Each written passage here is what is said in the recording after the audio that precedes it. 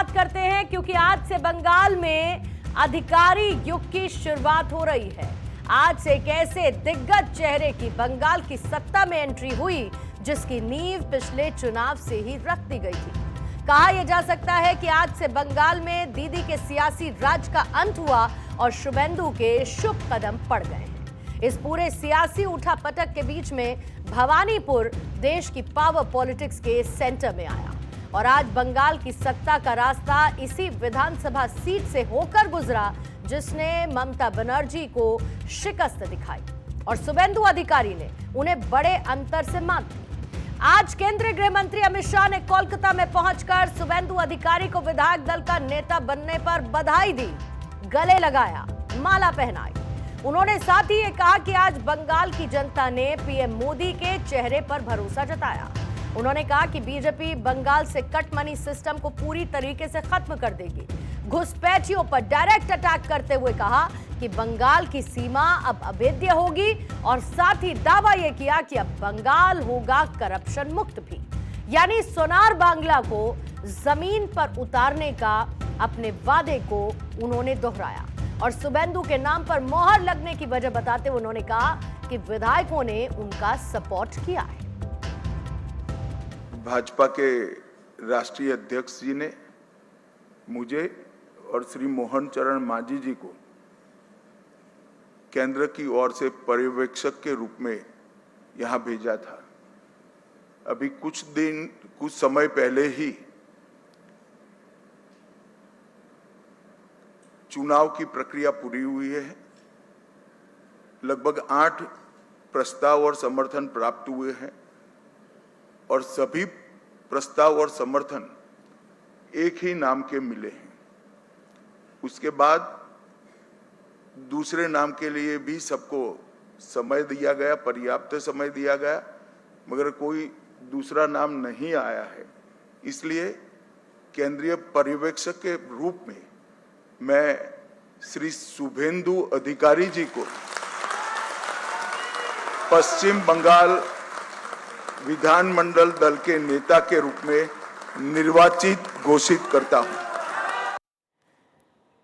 तो शुभेंदु अधिकारी के सियासी सफर पर एक नजर डालना ऐसे में जरूरी होता है कि कैसे उन्होंने छात्र आंदोलन से अपनी राजनीति का आगाज करते हुए सीएम पद तक का सफर पूरा किया।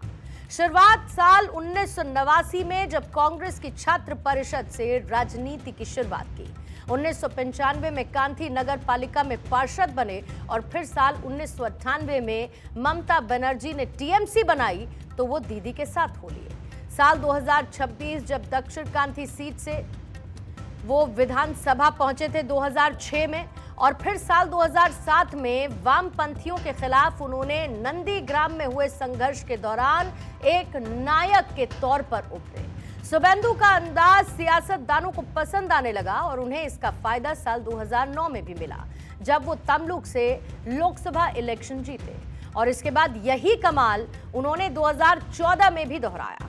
इसके बाद 2016 में उन्होंने टीएमसी के टिकट पर नंदीग्राम से चुनाव लड़ा और जीतकर विधायक बने। फिर से टीएमसी सरकार में मंत्री बनाए गए। फिर आया 2020 जब मंत्री पद टीएमसी से इस्तीफा देकर बीजेपी में उन्होंने एंट्री ली और फिर साल 2021 में नंदीग्राम से ही चुनाव लड़ते हुए ममता बनर्जी के खिलाफ बीजेपी के टिकट पर ममता बनर्जी को शिकस्त देकर बीजेपी की नजरों में छा गए। 2021 में विधानसभा में नेता प्रतिपक्ष बनाए गए और फिर विधानसभा चुनाव 2026 में शुभेंदु अधिकारी को इतिहास रचते हुए हर किसी ने देखा। यहां भवानीपुर विधानसभा सीट से ममता बनर्जी के खिलाफ उन्होंने एक बड़ी जीत हासिल की और यहां ममता बनर्जी को मात देते हुए अपनी राजनीति को निर्णायक बनाया।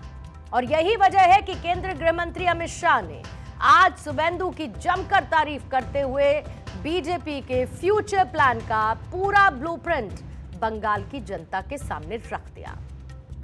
आप लोग तो जीते हो, मेरे लिए बहुत आनंद का विषय है, मगर भवानीपुर की जनता का भी मैं बहुत बहुत धन्यवाद करना चाहता हूं। शुभेंदुदा ने गत चुनाव में दीदी को नंदीग्राम में हराया था। मैंने दीदी का एक इंटरव्यू देखा था, वो कहती थी मैं इनके गढ़ में लड़ने के लिए चली गई। दीदी, इस बार तो शुभेंदु दा ने आपके घर में आकर हराया है। भारतीय जनता पार्टी का वादा है बंगाल की जनता को कि न केवल बंगाल, पूरे देश भर से हम एक एक घुसपैठियों को चुन चुन कर निकालेंगे और देश को घुसपैठिया मुक्त करेंगे। और मैं आज इस मंच से कहना चाहता हूं, जो लोग कहते हैं ये ध्रुवीकरण का मुद्दा है, ध्रुवीकरण का मुद्दा नहीं है ना जी, ये देश की सुरक्षा का मुद्दा है। आपका देखने का चश्मा पीला है, इसलिए आपको सब कुछ पीला दिखता है। और इसके बाद शुभेंदु अधिकारी ने बंगाल को संभालने की बड़ी जिम्मेदारी के लिए बंगाल की जनता का आभार व्यक्त किया और साथ ही ये भी कहा कि बंगाल की जनता को अब अच्छी सरकार मिलेगी। उन्होंने सभी ऑब्जर्वर्स का भी आभार व्यक्त किया। दावा यह किया कि वो पीएम मोदी की सभी गारंटी यानी कि संकल्प पत्र का हर एक वादा पूरा करेंगे। संदेश खाली मामले की जांच होगी, बंगाल का गौरव वापस लाएंगे और साथ ही वो मंत्र दोहराया जिसे बीजेपी दोहराती रही, यानी सबका साथ सबका विकास।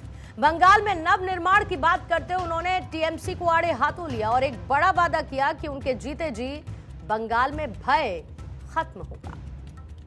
আমাদের মন্ত্র একটাই হোক, নরেন্দ্র মোদীজির মন্ত্র, सबका साथ सबका विकास सबका विश्वास सबका प्रयास, এটাই হোক আগামী দিনে আমাদের মন্ত্র। মোদীজি দিয়েছেন ভরসা, দেখিয়েছেন স্বপ্ন, আর অমিত শাহজির নেতৃত্বে আমরা ভয় কাটাতে পেরেছি। আপনাদের সকলের সহযোগিতায় আমরা জিতেছি। ভয় আউট, ভরসা ইন। तो आज का दिन बंगाल के लिए हिस्टोरिकल पॉलिटिकल इवेंट के तौर पर देखा जा सकता है। पश्चिम बंगाल इलेक्शन का नतीजा और फिर उसके बाद शुभेंदु के नाम का ऐलान बीजेपी की उस पॉलिटिकल स्ट्रैटेजी का नतीजा है जो मोदी मैजिक से शुरू होता है और अमित शाह की चाणक्य नीति से आगे बढ़ता है।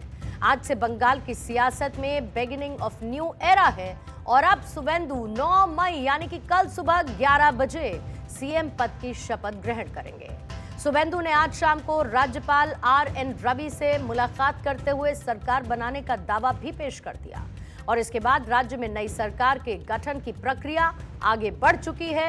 ये तय है कि वो कल शपथ लेने वाले हैं और इस शपथ ग्रहण समारोह में पीएम मोदी, केंद्रीय गृह मंत्री अमित शाह, नितिन नबीन बीजेपी के राष्ट्रीय अध्यक्ष, बीजेपी शासित राज्यों के मुख्यमंत्री इसका हिस्सा होंगे, यानी कि एक शक्ति प्रदर्शन देखने को मिलेगा। इसके अलावा बीजेपी के कई सीनियर लीडर्स और नवनिर्वाचित विधायक भी इस दौरान मौजूद रहेंगे। इस चुनाव में बीजेपी ने अब तक का अपना सबसे सर्वश्रेष्ठ प्रदर्शन करते हुए क्लियर मैंडेट हासिल किया। एक नजर उस पर भी, क्योंकि पश्चिम बंगाल की कुल मिलाकर 294 सीटें रहीं, जिसमें से 207 सीटें जीतकर बीजेपी ने इतिहास रच दिया जो कभी बंगाल में नहीं हुआ था, वो कर दिखाया। बीजेपी का वोट शेयर 45.8 रहा, जबकि टीएमसी को महज 80 सीटें ही मिली और उसका वोट शेयर 40.8% रहा। कांग्रेस को महज 2 सीटें हासिल हुई और सीपीएम को 1 सीट मिली है। इस बार का मुकाबला वाकई में दिलचस्प नजर आया, लेकिन शुभेंदु अधिकारी आखिर क्यों विधायकों और टॉप लीडर्स की फर्स्ट चॉइस, पहली पसंद बने, ये भी अपने आप में दिलचस्प कहानी बयां करता है। दरअसल शुभेंदु इस इलेक्शन के सबसे बड़े जायंट किलर बनकर उभरे। उन्होंने न केवल अपनी पारंपरिक सीट यानी कि नंदीग्राम को बरकरार रखा, बल्कि सीएम ममता बनर्जी को उन्हीं के गढ़ यानी भवानीपुर में 15,000 से अधिक वोट के अंतर के साथ शिकस्त देते हुए एक बड़ी पॉलिटिकल स्क्रिप्ट लिख डाली और इसी जीत ने उनके सीएम बनने की राह को आसान कर दिया। उन्हें अब मंजिल तो मिल चुकी है, लेकिन यहां तक पहुंचने की उनकी राह कैसी रही है, जहां करप्शन और एंटी इनकम्बेंसी वेव ने एक बड़ा रोल प्ले किया। राज्य में भर्ती घोटाले से लेकर फूड डिस्ट्रीब्यूशन, लोकल लेवल पर करप्शन के आरोप टीएमसी के खिलाफ एक मजबूत माहौल बनाते नजर आए। इसके अलावा aggressive polarisation, division of votes ने भी टीएमसी का खेला बिगाड़ दिया और इस बार मुस्लिम वोटों में एक स्प्लिट देखने को मिला, जहां कांग्रेस लेफ्ट पार्टीज और आईएसएफ ने मेजॉरिटी वोट्स में सेंधमारी की और इसका सीधा फायदा मिला किसे? बीजेपी को। ऑर्गेनाइजेशनल स्ट्रेंथ का एक बड़ा रोल रहा। शुभेंदु अधिकारी के नेतृत्व में बीजेपी ने बूथ लेवल पर अपना आधार मजबूत किया। डबल इंजन सरकार और विकास के वादों ने वोटर्स को एक उम्मीद जताई और इसके अलावा लॉ एंड ऑर्डर का मुद्दा यहां जोर शोर से बीजेपी उठाती रही। विमेन सिक्योरिटी, संदेश खाली जैसी घटनाओं के बाद लॉ एंड ऑर्डर की चर्चा बार बार होती रही और आज भी जब अमित शाह और शुभेंदु अधिकारी ने अपना भाषण दिया तो उन्होंने बंगाल की सिक्योरिटी की बात जरूर की।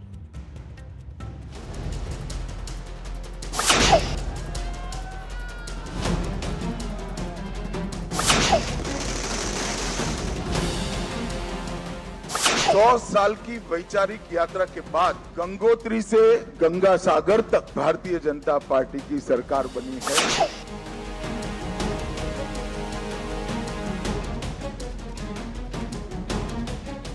जहां मन भयमुक्त हो और सिर गर्व से ऊंचा हो, ऐसे बंगाल का रास्ता आज प्रशस्त हो चुका है।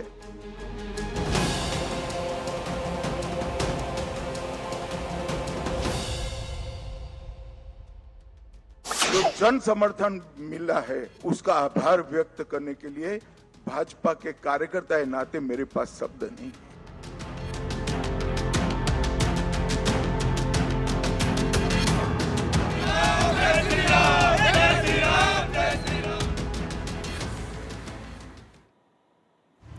लेकिन शुभेंदु अधिकारी के सामने अब चुनौतियों का अंबार होगा। नई सरकार का गठन होने ही वाला है और सालों से चली आ रहे सिंडिकेट राज की छवि को सुधारना, नौकरशाही यानी कि ब्यूरोक्रेसी में पारदर्शिता लाना, बंगाल पर जो कर्ज का भारी बोझ है उसे उतारना और लक्ष्मी भंडार जैसी अपनी कल्याणकारी योजनाओं और विकास परियोजनाओं के बीच एक बैलेंस बनाने का चैलेंज रहेगा।